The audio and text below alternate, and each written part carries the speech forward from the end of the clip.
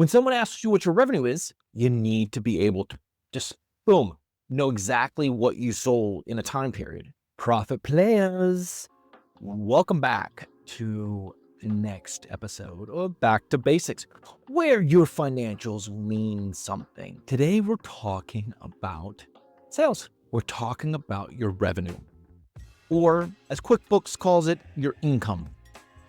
Sales, revenue, income, all mean the same thing. It's what did you bring in from your selling activities? True story.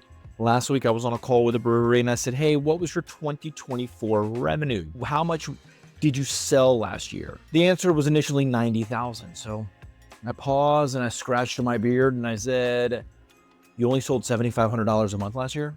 $7,500 a month. We have clients that make $7,500 in 4 hours.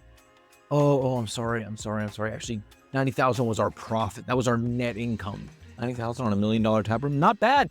That tracks. Now we're talking. So the revenue is actually $1 million. Their take home was 90. That tracks. But that's not the point of today's episode. When someone asks you what your revenue is, you need to be able to just, boom, know exactly what you sold in a time period. Typically a year, maybe half a year, maybe a month. Okay, this is a critical concept. And to illustrate this more, I'm going to go to a spreadsheet and show you something real quick.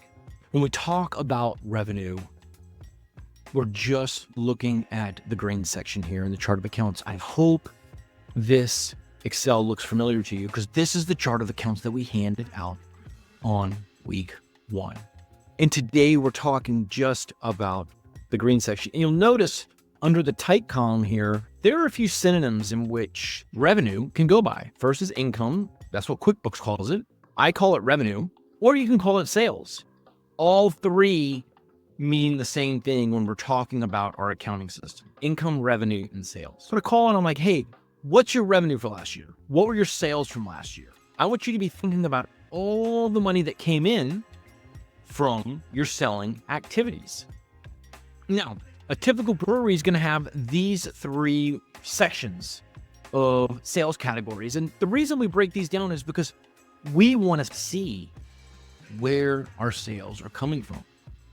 We can't just record all deposits as sales because deposits aren't sales, deposits are deposits.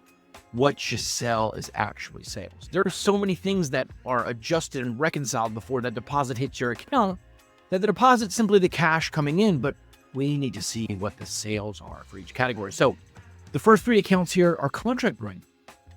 The next handful of accounts are retail, or your tap room. And then the last section is wholesale. Okay?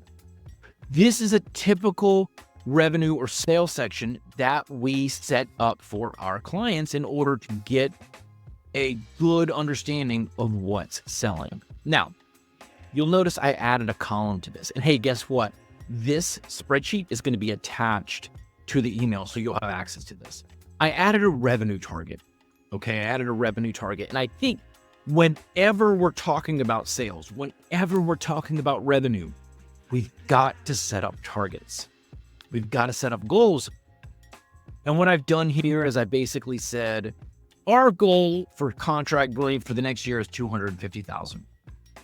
Our goal for draft beer sales in our tap room is $475,000.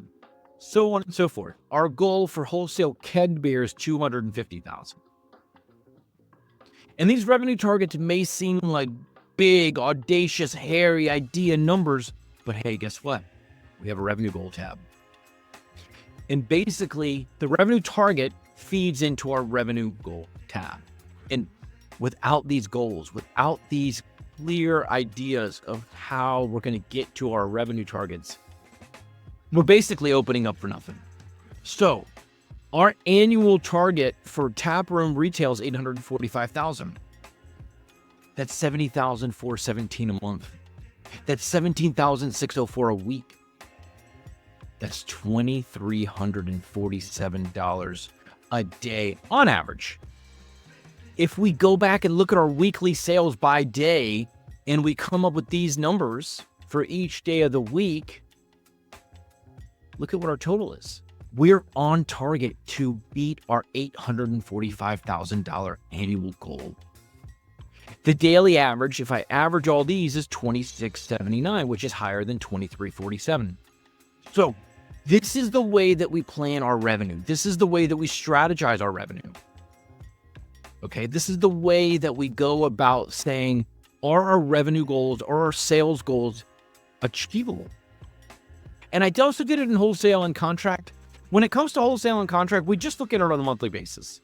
We don't actually know. If you're in self-distro, you could do a weekly check, but I even think that would be a little tedious because of invoicing and all the stuff that goes with it. So if we want to do 550,000 in annual wholesale, which is simply the sum of these two, we got to hit 45,833 a month. It's right there in black and white. If we want to do less, let's adjust our targets. Annual contract, right? 250. That's 20,833 a month. Is that possible with our current contract relationships? So here's how we lay it out. This is exactly it. We start with our chart of accounts. We want to model our chart of accounts and revenue to be something close to these. Then we add our revenue targets, and then we go here in order to figure out what we actually need to sell to hit our goals. So there you have it. Sales tracker, revenue goals. This is the only way that we're going to remain relevant and win and generate more profit in 2025. Spreadsheet is attached below. I'll talk to you next week.